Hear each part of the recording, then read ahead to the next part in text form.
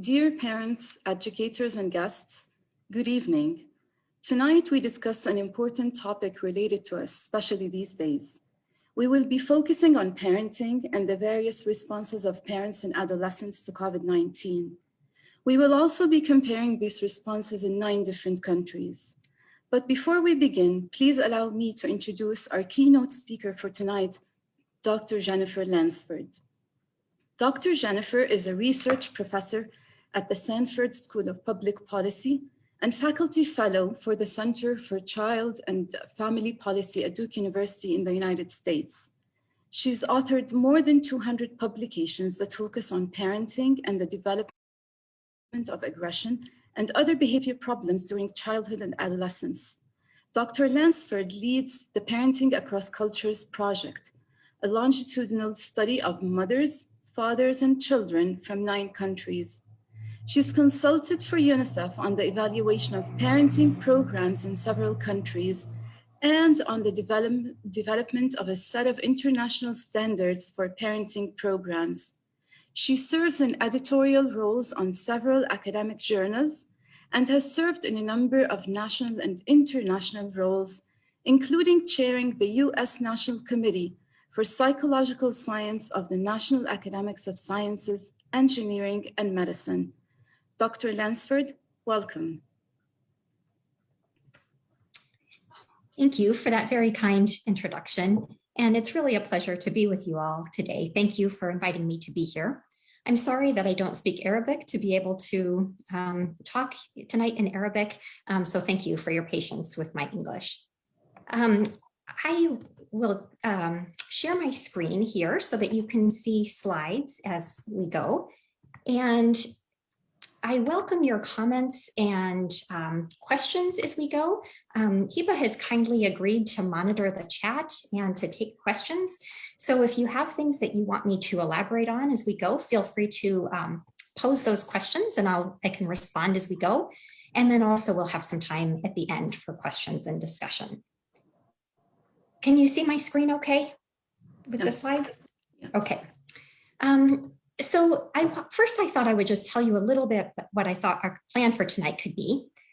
Before starting in on talking about COVID specifically, I thought we could talk about an overview of key parenting concepts. I'd like to describe our 9-country Parenting Across Cultures project, which includes Jordan as well as 8 other countries, and tell you a few select findings from that study. And then given the education focus tonight, I wanted to talk a little bit about connections between educators and parents in different countries, and all of that before we actually turn to parents and adolescents' responses to COVID-19. So Dr. Jennifer, to start us off, can you brief us about the main parenting tasks expected of them? Sure, absolutely. So just to set the stage for thinking about parenting, parents in all different cultural contexts are responsible for making their children feel loved and accepted. And in the parenting literature, that's often talked about is warmth or affection. And this is things that parents may do that are kind of the affective or emotional part of parenting. Parents also are responsible for cognitive stimulation for their children. And this involves things like teaching them letters and numbers, kind of preschool skills, that kind of thing, as well as talking with them to help their language develop, things like that. And then parents also socialize their children in ways that promote desired behaviors. So this would be things that would involve discipline and monitoring those kinds of activities. And how does parenting change with time? Yeah, so parenting definitely changes as children develop. So the main tasks that are important for parents change as children age. So during infancy, things like responsiveness are especially important, and attachment being the relationship between parents and infants. So responsiveness would be things like how parents respond when an infant cries and showing the infant that there's a caring person who will respond to the infant's needs. During early childhood, parents start doing more things to try to socialize their children's emotions. And early in childhood, this would be kind of the preschool years. Parents are doing things to try to increase their children's ability to soothe themselves, for example, when they get upset. As kids get even older, like in middle childhood, this would be the elementary school years or primary school years, things like behavioral control become a little bit more important. This, as parents are trying to get their children to behave in certain ways or not behave in other ways. And then in adolescence, as during the teenage years, when adolescents start being outside of parents' direct control more, things that are more distal forms of parenting, like monitoring and supervision, become more important. So sometimes we think about things as being from parents to children, but parenting and child behaviors are actually very reciprocal. So children behave in a certain way and parents react, and then how parents treat their children then elicits certain behaviors from their children. So this slide here is just kind of meant to illustrate how different kinds of child behavior can elicit different responses from a parent. So clearly, if a child is throwing a temper tantrum and is showing anger and distress, that's likely to elicit a different response from parenting, and likely a harsher response in terms of trying to discipline the child or control the child in some way, than if a child is being compliant and doing what the parent wants the child to do, which is going to elicit a different kind of parenting, which is more likely to be something like praise or affection. So it's not just that parents affect children, but children also affect parents. Mm-hmm. And we talk a lot about parenting, and I'll continue to talk about parenting tonight, but it's important to keep in mind that parent-child relationships are embedded in entire family systems.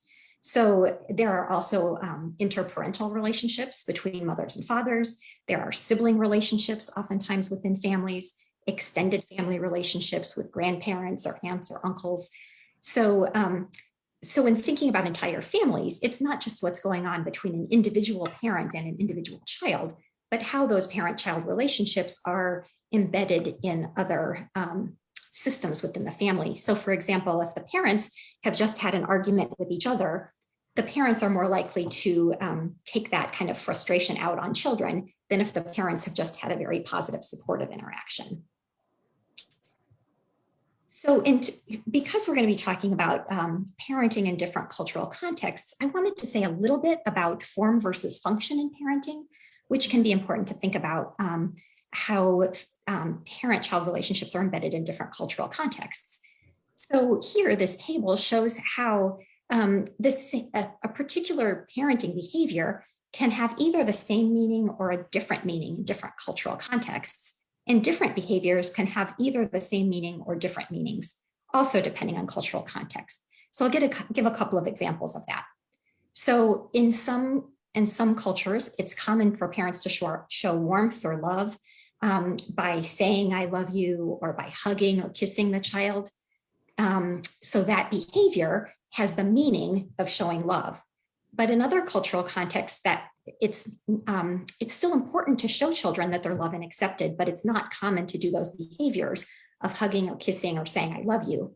Instead, parents may do other behaviors, things like preparing foods in a certain way, or engaging in a particular cultural ritual that parents and children interpret as being a sign of love, but it's not the same behavior as parents in other countries are engaging in. Or on the other hand, this same behavior can have different meanings depending on the cultural context. So an example of that would be direct eye contact. So in some cultural contexts, parents will say something to children like, "Look at me when I talk to you." And that direct eye contact is a way of establishing communication between the parent and the child. But in other cultural contexts, that direct eye contact would be a sign of disrespect or aggression. So parents wouldn't say to their children, "Look at me when I'm talking to you." Because that behavior, the direct eye contact, would have a different meaning depending on the cultural context. Mm-hmm. So those are a few ways that parents' behaviors and the meaning that those behaviors convey are dependent on the broader cultural context in which those relationships are embedded. So Dr. Jennifer, you're going to be talking about Parenting Across Cultures project. Can you introduce the audience to it? What exactly is that project? Yeah, so this slide lists the team members on that project, and Dr. Suha, who I think is here tonight, is an important part of this team. And here's a picture of at least some of our team when we were meeting a couple of years ago. We have met in Jordan at the Hashemite University in Zarqa. That's been our main collaborating university in Jordan. And we try to get our research team together every year in person to talk about our research, plan the next year of data collection and research activities. This year, we haven't been able to meet in person because of COVID, but we're hope to be in person again before too long. And in the meantime, we've been relying on Zoom and email and things like that. Mm-hmm. But the Parenting Across Cultures project happens in 9 countries. So those are shown here on the map. Jordan is one of those countries. The other countries are China, Colombia, Italy, Kenya, the Philippines, Thailand, Sweden, and the United States. And we began the project when kids were 8 years old on average. They ranged in age from 7 to 10 years old. And we recruited the kids through schools in all 9 countries. And we recruited the children's mothers and fathers at that time as well. And we tried to recruit socioeconomically diverse samples within each site. And the samples are not nationally representative. So for example, like the sample was roughly 100 people within each site. So we can't say that this sample represents all of Jordan, for example, but it's kind of locally, it's a local sample. And we've followed the samples annually now for 12 years. So we're still collecting data on these participants. Each year we re-interview the children who are now young adults and their mothers and fathers. And just to give you a few pictures, these are some families who agreed that we could share photos. And so this shows one of our participants when he began the project at age 8, and there he is with his mom and dad 10 years later, and we're still with these families. Here's another of our families when we first recruited them at age 8, and then again 10 years later. So clearly a lot of development happens in these years. So what we typically do in terms of data collection, and this has been true for all 12 years of data collection, and is true now in the data we're collecting about COVID too, is that we translate and back translate the measures. So that means we start with measures in a particular language, usually whatever language the measures were developed in, and then we have bilingual teams of researchers who translate the measure into whatever the target language is, and then a different team translates it back into the original language so that there can be checks for any sorts of translation problems, or if there are unclear meanings, or if anything is culturally inappropriate to ask about, we deal with those kinds of issues. We get informed consent from the parents and children, meaning that we tell them what's involved in the research and get them to agree or not to participate in the data collection. And then most years we've done in-person interviews with children or adolescents and their mothers and fathers. This year, because of COVID, we've switched entirely to remote data collection, and we've done that mostly through Qualtrics surveys. We have a Facebook Messenger option, but we've had to kind of make some adjustments in our data collection plans in response to the pandemic this year. So what were the findings of these interviews? What usually do you notice? Do you notice any common social behavior, for example? And why was that comparison taking place? Why was the focus on adolescents in particular? Yeah, those are good questions. So over the years, we've published dozens of scientific papers, a couple of entire books with findings from our project. So I'll talk about just a few of the select findings tonight. Mm-hmm. We focused on these particular countries because they represent a wide range of different cultural contexts in which children can grow up. They differ socioeconomically, they differ in terms of predominant religion and values related to individualism or collectivism and other kinds of things that we think might be important in terms of how parents and children are interacting with each other. Mm-hmm. And we, for a practical reason, when we first recruited the participants, we aimed for 8-year-olds and then have followed them into adolescence because we're We wanted to be able to get children's own perceptions and of what was going on in their lives and of their parent-child relationships. And it's really been a privilege to be able to follow them over time so that we can try to understand parent-child relationships during the transition from childhood to adolescence, and now in the transition from adolescence to early adulthood. So I'll give you just kind of a smattering of some findings here. Warmth and control are a couple of the big topics that we've looked at. So as I mentioned before, warmth is something that parents in all cultures need to provide to their children. It's kind of this positive aspect of parenting, love and affection. Control seems to be a little bit more culturally variable. So in some places, this is kind of what parents are trying to do to set rules and limits for their children. But it's the dimension of parenting that's more trying to change how the child behaves or what the child thinks about. And so the way that warmth and control are related to each other, we found some differences in that in the different groups, at least in our project. So this slide shows just correlations between warmth and control. So these correlations can range from -1 to +1. So -1 would mean there's a really strong kind of inverse relation where if a parent is being warmer, they're being less controlling. If it's a +1, if they're being warmer, they're being more controlling. So you can see here, like for Jordan, there's a range here because we're relying on parents, both mothers and fathers and children's reports of warmth and control in the parent-child relationship.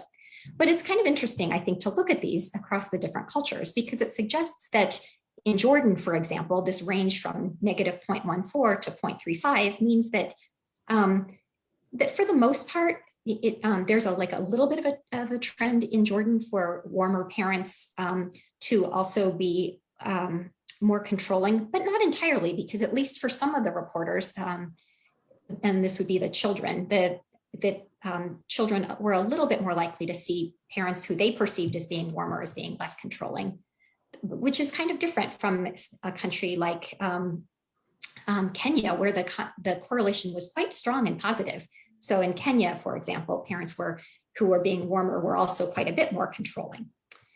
So that's one kind of set of findings. We've also looked a lot at different forms of discipline across the years in the project. So this particular slide shows the percent of children in each of the countries.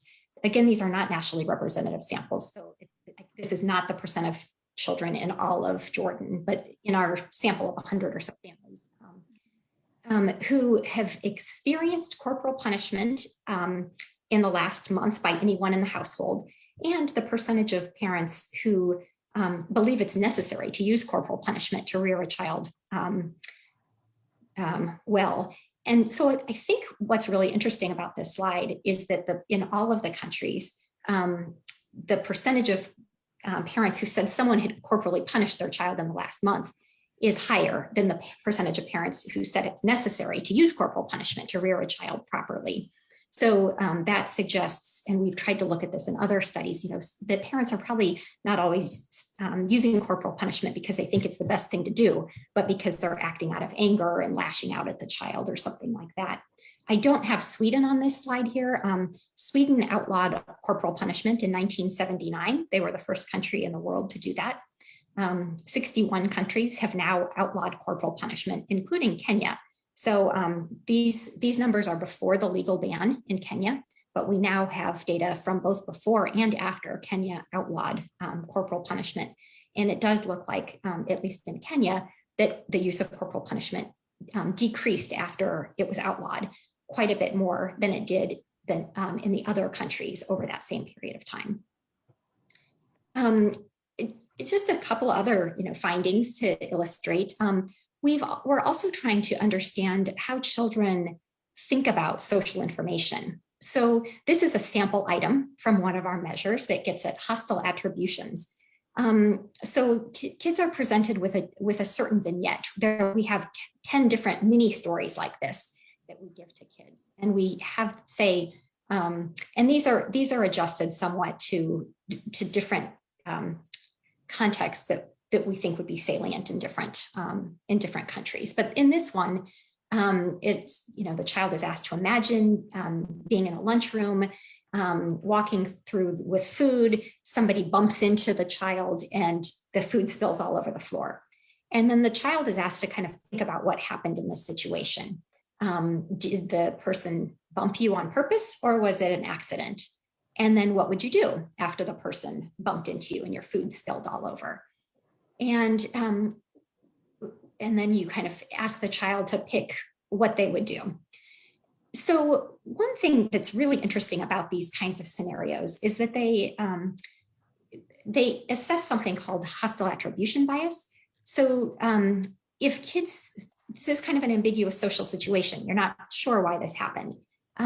But what we find is that kids who answer this question about thinking that this happened on purpose rather than by accident, so they're kind of attributing hostile intent to the person who did this, are more likely to behave aggressively. And that makes sense, because if you think someone did something that was on purpose and that harmed you on purpose as opposed to by accident, you might be more likely to react aggressively to that, which is in fact what we find. So this shows a line for each different kind of cultural group in the study. So you can see Jordan is the second to top line, but we find the same pattern in all 9 of the countries. And what this shows is that kids who made a hostile attribution, who said that the person did something on purpose rather than by accident, were more likely to say that they would use aggression in that particular situation, but also in more general reports by parents and children were more likely to say that they act aggressively in other situations too. I will give, I'll pause there for a minute. Those are just some kind of general project findings. And I'll pause there to see if there are questions at this point. Yeah, there's a question. I imagine it will be addressed during this presentation, but there's a question here that says, does the environment and society have an impact on the teenager during the corona disease? And what is the most important advice that you can give to parents of a teenager? Yeah, it's a great question. And I'll definitely talk more specifically about COVID a little bit later. Maybe I should, why don't I can fast forward past this education piece and just talk specifically about COVID. How about that? Okay. So I think that certainly COVID has had a lot of different impacts on adolescents. And some of these are disparities that existed even before COVID, but that have been worsened by the pandemic. So for example, in some ways, adolescents who were more at risk before the pandemic have been hurt even more by the pandemic. And this would be things like access to the internet, for example. This is one of the disparity issues, where adolescents without good or any internet access at home, for example, have had a much harder time during the pandemic with moves to remote learning, for example. So that's been a way that socioeconomic factors have really come into play a lot. I would say across countries during the pandemic in that way. But aside from those kinds of socioeconomic disparities, there are also a lot of other challenges just developmentally with where adolescents are and what's been going on during the pandemic. So during adolescence, and we found this across cultures in our project, that there's a move for adolescents to become more autonomous, to want to have more freedom from their parents, to want to be able to make their own decisions more. And those seem to be pretty generalizable. When we first started studying this, we actually weren't sure if that would be the case. We thought, well, maybe that's not as much the case in countries that are more traditionally collectivist, that emphasize more family cohesion or family responsibilities. But we really have found in all 9 of the countries that we've looked at this in, that it may differ in level, but but adolescents in all of these countries seem to be kind of wanting more freedom, and maybe more freedom than their parents want to give them. But the pandemic has really changed that and been a big challenge for adolescents developmentally, because it's meant that instead of getting more freedom, like they're striving to do, adolescents have actually been restricted in their freedom more by different lockdowns and having to stay home with their parents more, rather than kind of gaining more freedom. And so that's been an especially, I think, hard challenge for adolescents, probably compared either to younger children or to adults, because it's kind of developmentally inconsistent with what adolescents are wanting to do. In terms of resources and supports, so some of these, I think, are resources and supports at different levels. They can be kind of within the individual, they can also be within the family, and they can be within the community. So kind of at an individual level, some kind of concrete things that are kind of typical recommendations are, as much as possible, to have people be able to connect virtually, even if it's not possible for adolescents to get together with their friends in person, for example, to maybe loosen up on some restrictions about time spent playing video games online or time spent on social media, because those are ways that adolescents can still connect with peers, even at a distance. And that can be different from how parents or teachers sometimes think or thought in pre-COVID times. And so I'm not saying that parents should stop monitoring their adolescents' screen time or social media use entirely, but perhaps to kind of ease up on restrictions. Within the family, I think just there have been a lot of concerns during the pandemic that reports of child abuse or partner violence have increased as people are kind of locked at home together and people are more stressed than usual. So that's something for parents to be cautious about, and in trying to kind of manage their own stress, to better be able to manage stress within the whole family.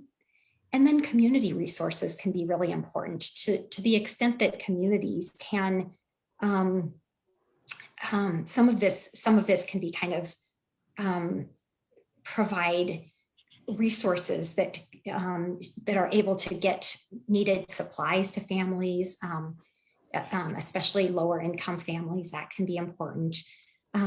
So those are a few thoughts about different supports and challenges at different levels. I thought maybe I'll say like just a little bit about the context of COVID in these 9 countries that have been participating in the Parenting Across Cultures project. This slide basically just shows confirmed deaths per 100,000 inhabitants. It's a couple of weeks out of date at this point, so the numbers are always changing. But the main point here is that different countries have been hit very differently by the pandemic, in large part because of, a variety of different factors that I'll touch on in the coming slides. But you can see from this slide, Jordan has fared kind of in the middle, but fairly well compared to a lot of countries globally. But here, China and Thailand in particular, of the 9 countries involved in our project, have had very few confirmed cases compared to the other countries. But I'll just give you like a little bit of a snapshot of each country. This is far from a comprehensive picture of what's happening in each of these places, but it'll give you at least a little bit of an idea. So China was the first country in which COVID-19 was identified. And so China was the first country to kind of grapple with the scope and the nature, both of the physical health implications, but also the behavioral response. And I think one of the reasons probably that China has fared pretty well compared to other countries is that the government pretty quickly imposed strict controls and health measures and lockdowns and things like that to try to get the pandemic under control there. But interestingly, and there things have kind of been up and down with different waves, but even when people became people became used to wearing masks and continued to do so even when the pandemic became pretty well under control. So there are still some challenges there, but China is one of the countries that has the pandemic pretty well under control, I think. Colombia, there were especially concerns about intimate partner violence and child abuse in Colombia. So just as an example of that, in the first 18 days of Colombia's quarantine, this was back in March, daily calls to the domestic violence hotline increased about 130% compared to pre-pandemic levels. And concerns about domestic violence have been pretty prevalent in many other countries as well. Colombia also has some protective factors. So it has a younger population than some of the other countries. So countries that have proportionally higher numbers of older people who are more susceptible to the disease have fared more poorly, things like that. Italy, I won't say much here, except Italy was the first country in Europe to be hard hit. And in contrast to Colombia, Italy had a really high death rate because overall the population of Italy is proportionally much older than the proportion of some of the other countries, including Colombia. Kenya, like many countries in sub-Saharan Africa, was very worried about the pandemic because the health system was kind of ill-equipped in terms of needing some of the things that serious COVID patients require. So Kenya had few ventilators per number of people in the population, for example. But Kenya acted quickly and decisively to implement different kinds of social distancing and other preventive efforts. And also the warmer climate seems to have helped a lot with people spending more time outside rather than inside, reducing the spread of the disease. The Philippines has a large percentage of workers in the informal sector who don't have work benefits, meaning they're not kind of officially employed by government standards, so they wouldn't be eligible for things like unemployment benefits. So there have been a lot of concerns about how that's hard economically on families during the pandemic. And then another particular concern from the Philippines is that 10% of the Filipino population works all over the world, including in the Middle East. And that the pandemic has really disrupted and displaced overseas workers. So that's also led to some economic hardships for Filipino families. Sweden has been an interesting case. Unlike most countries, Sweden has not had the same widespread lockdown measures that other countries implemented. Universities and upper secondary schools did switch to online teaching and learning, but primary and lower secondary schools have remained open throughout. And other institutions have largely also stayed open throughout the pandemic.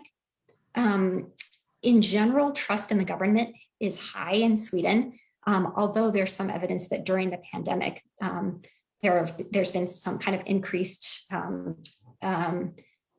distrust, I guess, about how the pandemic has been handled there because the death rates have been quite high. In Thailand, there have also been fears that are common in many countries about how economic inequality is exacerbated by the pandemic. So these numbers here is sort of about lack of access to the internet, for example, that only 3% of the poorer households in Thailand have access to a reliable internet connection, has a lot of implications for remote schooling. And concerning implications for disparities in education opportunities during the pandemic. There's some interesting work early in the pandemic in Thailand that I think has implications for other countries too, suggesting that confidence in the government is related to how willing people are to do what the government suggests in terms of taking precautionary measures. So that if people felt more confident in the government's response, they were more willing to do things like avoid public transportation and wear masks and things like that. In the United States, and this is the last country I'll go through before we turn to Jordan, there have been lots of disruptions for most of the population. There have been variations in different states in terms of how severe different restrictions have been, and there have been a lot of disparities across different geographic, ethnic, socioeconomic groups within the United States. And then Jordan, you all could speak to this a lot better than I could. This is some of my understanding is that Jordan was initially considered to be the first Arab country to reach 0 cases, but then there have been different waves. So there have been increases again after that initial kind of success. There are concerns, as I understand it, in Jordan related to the education sector and not all students having access to distance learning, which, as you've heard, is a theme in many of the other countries too. Certainly economic challenges for families. That's a common theme across other countries as well. And then also this concern about increase in violence between husbands and wives and from parents toward children, which is also a theme in some of the other countries as well. So thank you, Dr. Jennifer, for that brief. Before we move on, there are a few questions and comments, if you don't mind, from the audience. Absolutely. So, for example, one of the parents here says, many parents provide homework and exams for their children, but they cannot make, I guess one of the challenge here is, how do you make the student interested enough to go on with distance education? And there are a lot of challenges here, as you've mentioned, like economic situation of parents and the internet connection and the facilities provided for them. So how much does this cause a challenge? And based on what you've said from the project, does this cause more, I guess, aggression or tension? Yeah. Those are great questions. I think that those certainly can cause more tensions. And, I think from a parent's perspective, and there are trade-offs, I think. On the one hand, it's important for parents to try to motivate their children and adolescents to continue doing online schooling and to stay engaged with school. But that also can put strain on the parent-child relationship and lead to more conflict between parents and children or adolescents. And so it becomes a little bit of a balancing act, I think, between, kind of how much should I push my child to be engaged academically versus how much should I kind of back off because it's becoming too stressful for the child or it's being too hard on the parent-child relationship. So I don't have a perfect answer for that, except to kind of to recognize that that's really an important issue.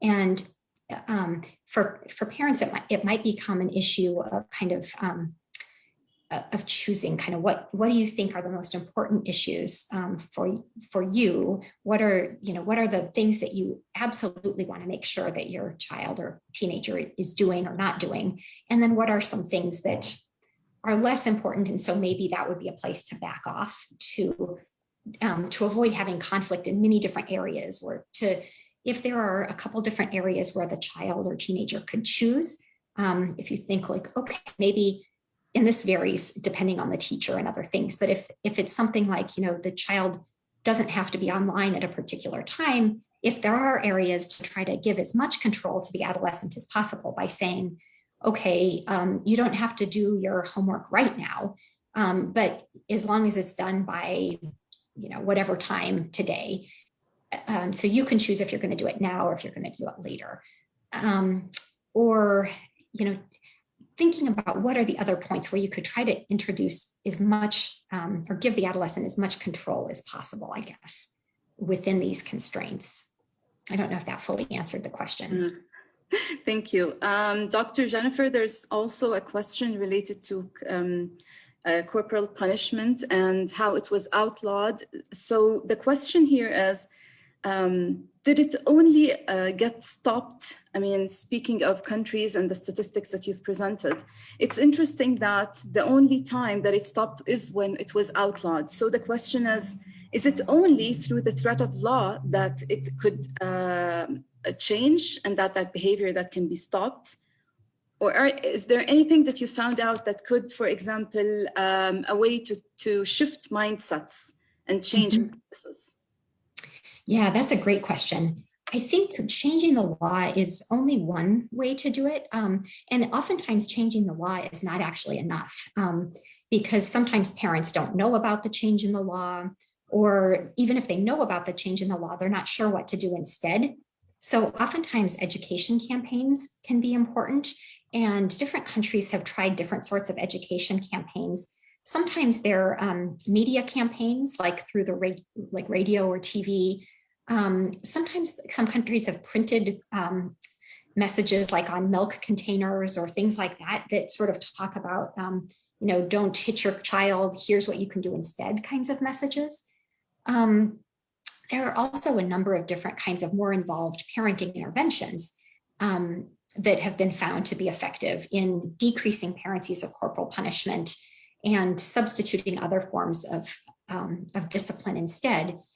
I think that there are a couple, I think, factors that are especially important. One of them involves changing attitudes and beliefs, and the other is kind of directly changing behaviors. So over time, just historically, and this seems to be the case in a lot of different countries, parents have decreased in their approval of corporal punishment compared to previous generations of parents. So in the past, it was more common across different countries for parents to kind of endorse corporal punishment than it is with parents today.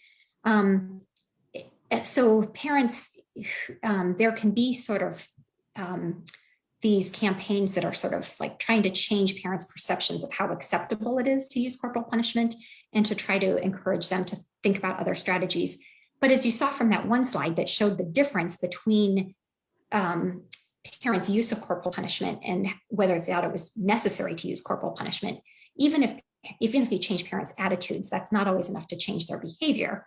So the other part of it would be sort of education about what to do instead.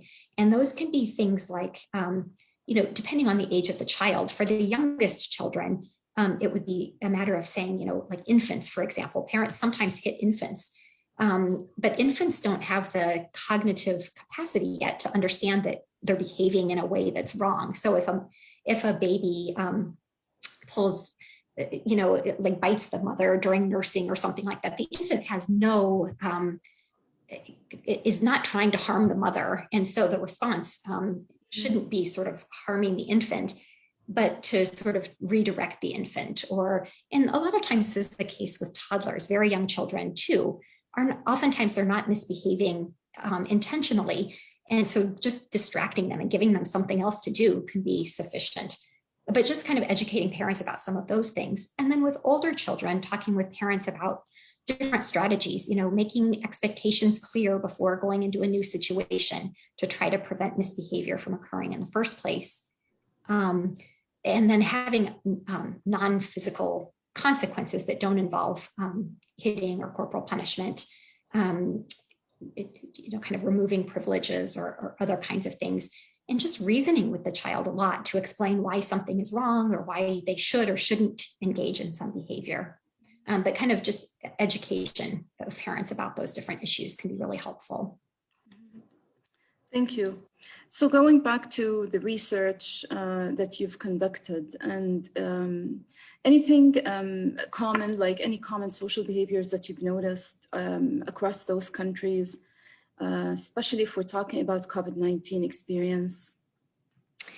Yeah, I'll show you just a little bit here in terms of some questions that we've been thinking about in relation to COVID is whether adolescents and their parents report changes in their mental health and family relationships during the pandemic, and then whether parenting and parent-adolescent relationship factors that were assessed prior to COVID predict how parents and adolescents are faring during the pandemic. So we developed a measure of experiences during COVID-19. It was short, just 19 questions. And we sent this as links through Qualtrics surveys that parents could complete parents and adolescents in about 5 minutes or so. And then prior to the pandemic, we have a lot of different measures that I won't say much about, but if anyone has kind of follow-up questions about specifically what our measures were, I'd be happy to talk. Or send you links to the specific measures or things like that. But just to give you a kind of an overview of some of the things that we actually found, This slide shows the percent of youth. These are now 19 to 20-year-olds. These are the people we've been following since they were 8 years old.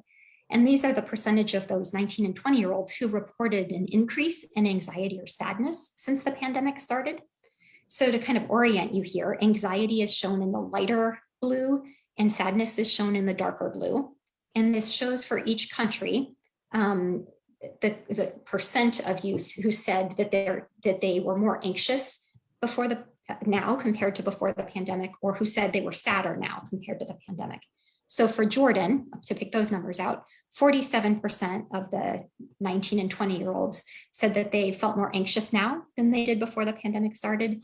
And 36% in Jordan said that they felt sadder now than they had before the pandemic started. Mm-hmm.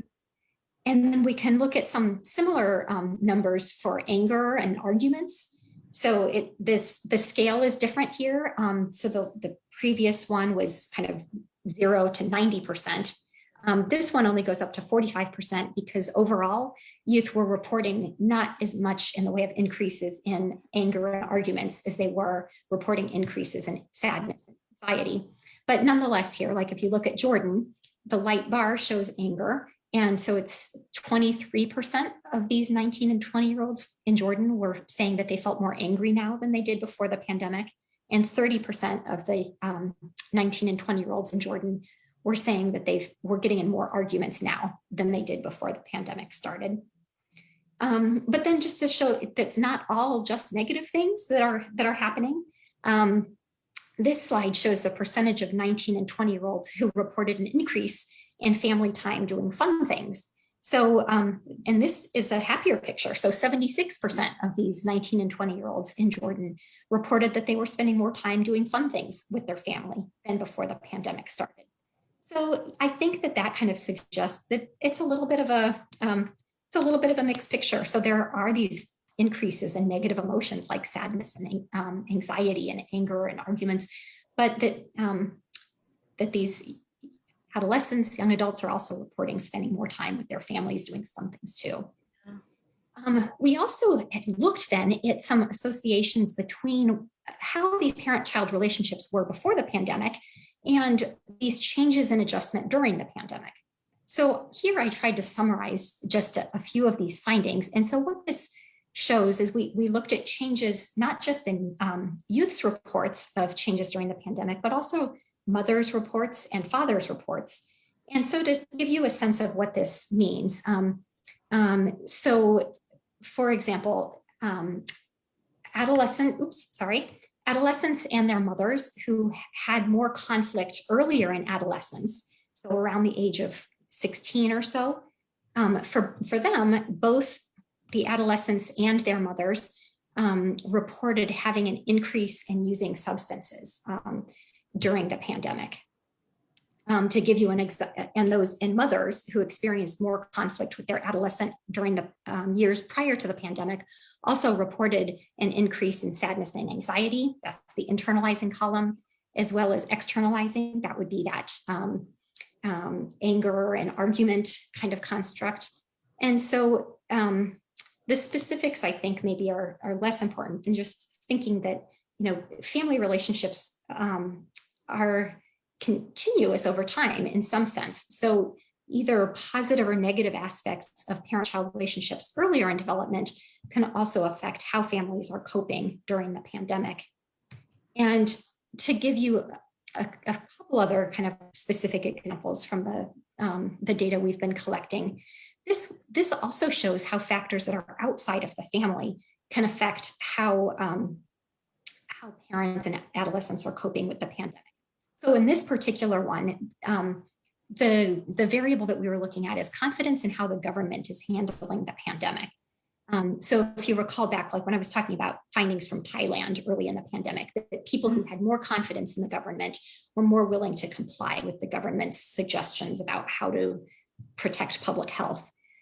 This slide is basically showing that that adolescents' confidence in how the government was handling the pandemic were related to whether they were showing an increase in externalizing behavior problems. That's the anger and aggression arguments kind of construct. And they were less likely to report an increase in anger and arguments if they were more confident that the government was handling the pandemic well. We also found similar effects of parents' education. And so rather than kind of getting into the details of that, because I know we're getting short on time and I want to be sure to have enough time for other questions and discussion. I'll just kind of summarize what I think of as a few of the main conclusions here, which is that across the 9 countries, we found more reports of internalizing problems like anxiety and sadness increasing more during the pandemic than externalizing problems like anger and arguments. But then there's also the positive side of people reporting an increase in family time doing fun things. And then the other just conclusion would be that some characteristics of parenting and the parent-adolescent relationship assessed prior to the pandemic were related to reports in changes in functioning during the pandemic. Thank you. So Dr. Jennifer, there are some questions here, I guess from educators, and then there are from parents. There's the idea of, as most parents have been through, or parents that are educators have been through during this school lockdown and online learning and switching to online during COVID-19. So there's a question here that says, how do you balance between being a parent and being an educator, especially to adolescents during these days? That's a great question. And I think something that a lot of people are really struggling with. It's harder than ever now during the pandemic to separate family life from work life. And so it can make people feel like they're always working because they're not kind of physically separating from a workplace if they're working from home. And then I think kind of some of the juggling between work responsibilities and family responsibilities depends on the age of the child. Older children are certainly able to understand more, like, oh, I have a meeting now, so I can't be interrupted. It's harder for younger kids to understand that. I think a few things that I've heard from that have been kind of helpful for parents of younger kids in particular would be to try to give younger kids something specific that they can be doing when the parent is involved in some, especially a call or like a video call or something that is not that they can't be interrupted as readily during. Although hopefully now people are just being kind and generous with each other and understanding that lots of people are in this situation and that there will be these kinds of interruptions from children. And I think most people are kind of being sensitive and understanding about that. But that said, it can be really helpful to sort of say to a preschooler, for example, I'm going to be on this call for the next 30 minutes, and preschoolers may not be able to tell time. So that you can give them some sort of concrete thing. Like if you have one of those, if you have a timer that they can identify with, or even those old fashioned hourglass kind of things that you flip over and the sand kind of goes through them. If you can picture what I'm talking about. Yeah. It's like a visual, something that a young child who can't tell time yet can understand, but they can say, oh, when the sand is out, then mom will be off her call or something like that. And then to try to be as concrete as possible, you can draw with these crayons, you can play with your cars. And then when I'm finished with the call, then we're going to do this. And then to make sure to follow through and actually do what you say you're going to do after you're finished with the call, so that the child kind of can have that to look forward to. Mm-hmm. Those are really hard things, and I know that some professions are not as easy to do that kind of balancing of back and forth between parenting and working as others are. Yeah. And there's another question, since a lot of our viewers and audience tonight are educators. So the question is, from the findings of the project across cultures, how do the findings inform plans for educators? What should educators consider now or think about based on everything that you've just shown us, Dr. Jennifer? That's a great question. A couple things come to mind. One is for educators to be aware of the mental health strains that their students might be experiencing, and to kind of be on the lookout for that, that a lot of kids and adolescents are struggling with sadness and anxiety, and to kind of to try to be aware of that and to be a source of support if needed.